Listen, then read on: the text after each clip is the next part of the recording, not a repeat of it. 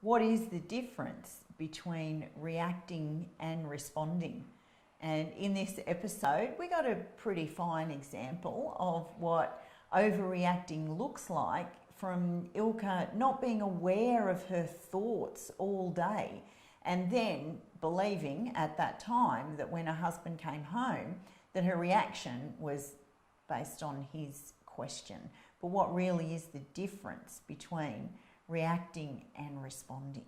Yeah. Responding would actually look very, very different. I think I said in the video also, oh, well, it could have been a question. I certainly didn't take it as a question that I could just respond to in a calm and peaceful way, as if he was just lovingly asking me about my day. I turned it into something totally different.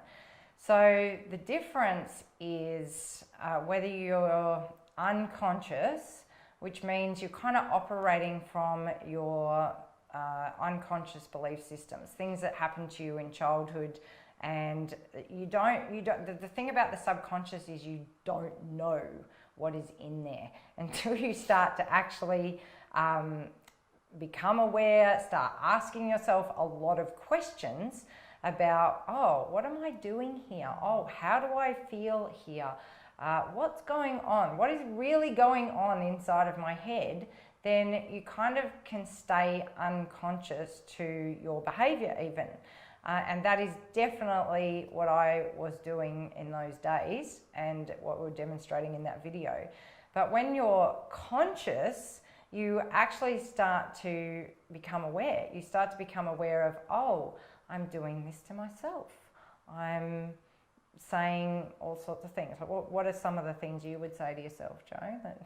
Oh, well, for me, my default, and this is where we differ greatly, because I know that you were quite vocal in your reactions, whereas I went to silence and brooding. And because when those librarians were running around finding lots of information for me, that information led me to believe that the safest way to behave was to be silent.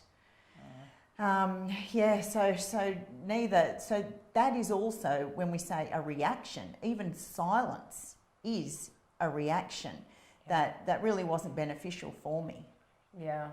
And then so the difference in when you start to become aware, and this is a process, like these are the beginning steps. As you start to become aware, you've got to pat yourself on the back for every time you do it, because the brain is so used to, it likes the familiar, it's used to going back into familiar patterns.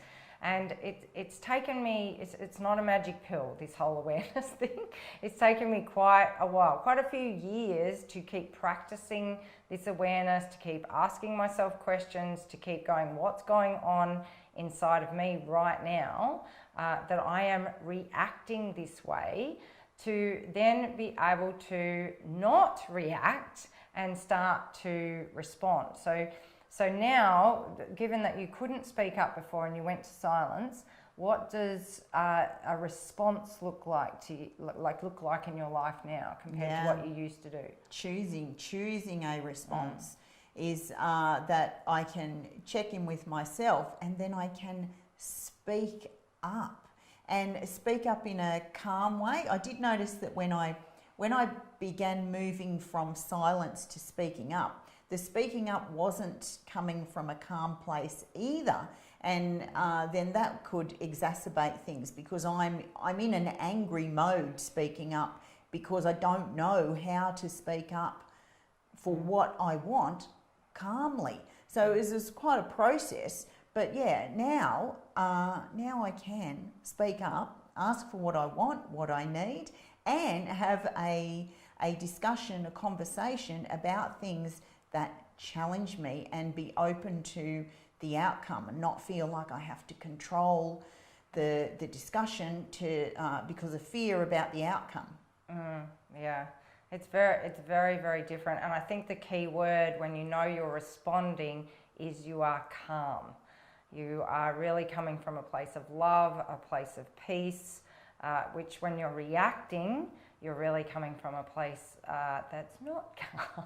It's coming from fear. Probably the base emotion is fear or shame, and yeah, it's very different.